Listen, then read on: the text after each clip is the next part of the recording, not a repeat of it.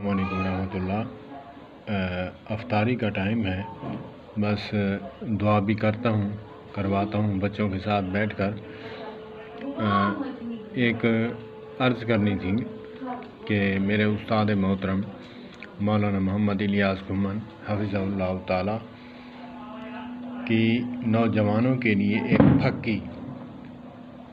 پھکی کیا ہے؟ پھکی یہ ہے کہ ایک بیٹی ہوئی، دوسری بیٹی ہوئی، پھر اس کو منحوس کہنے لگ گئے سسرال والے، یا پھر دوسری شادی کا پلان بنا لیا، تو ان کے لیے پھکی ہے۔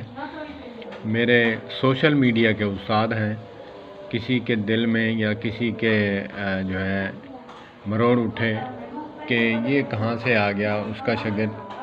میں جب بزرگوں سے سنتا ہوں ایک لفظ بھی کسی نے سکھایا تو وہ استاد ہے۔ سوشل میڈیا پہ، یوٹیوب پہ میں نے جو سیکھا، میرے استاد محترم ہیں، میں طالب علم ہوں۔ طالب علم کی حیثیت سے ان کے موتی چن کر عوام الناس کے سامنے رکھتا ہوں۔ ایک عرب میں ابو حمزہ نامی تھا، تو اس کے ہاں ایک بیٹی، دو بیٹیاں، حتیٰ کہ 7 بیٹیاں ہو گئیں۔ گھر چھوڑ کے دوست کے گھر چلا گیا۔ تو باکمال عورتیں بھی اللہ پاک نے پیدا فرمائی ہیں، اور اگر اپنی قدر و قیمت سمجھیں تو ہماری ماہیں بہنیں۔ تو اس نے کہا کہ فلاں دوست کے پاس گیا ہوگا، تو اس نے خط لکھا عربی میں۔ اس کا معنی کیا ہے کہ اے میرے سر کے تاج، عورت کھیتی کی مانند ہے۔ یہ قرآن پاک کی آیت کی تشریح تھی۔ یہ درد بھرے الفاظ اس کے کہ عورت قرآن پاک میں ہے کہ کھیتی کی مثال ہے، مرد کسان کی مثال۔ تو مجھ سے نالاں کیوں ہوتا ہے؟ کسان جو زمین میں ڈالتا ہے وہی کاٹتا ہے، جو بوتے ہو وہی کاٹتے ہو۔ تو اس میں کسان کا قصور ہے یا زمین کا؟ اللہ اکبر!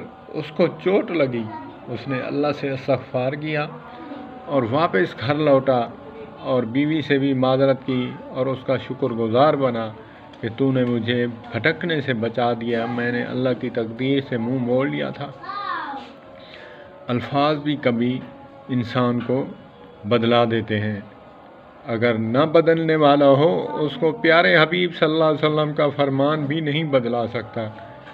وہ تو نامراد ہوا، لیکن پیارے حبیب صلی اللہ علیہ وآلہ وسلم کی کامل تبلیغ سے بھی مردود اور نامراد گزرے ہیں۔ تو اسی لیے الفاظ نے چینج کر دیا کہ مرد جو ہے کسان کی مانند ہے اور عورت جو ہے کھیتی کی مانند ہے۔ اس میں کھیتی کا کیا قصور ہے؟ مجھے چھوڑ کے چلے گئے میرے سرتاج، وہ آیا، اس نے سلام کیا اور معذرت کی، اللہ سے استغفار کیا۔ نوجوانوں کے لیے پھکی ہے مولانا محمد الیاس گھمن حفظہ اللہ تعالی، میرے استاد محترم کی۔ والسلام علیکم ورحمۃ اللہ وبرکاتہ۔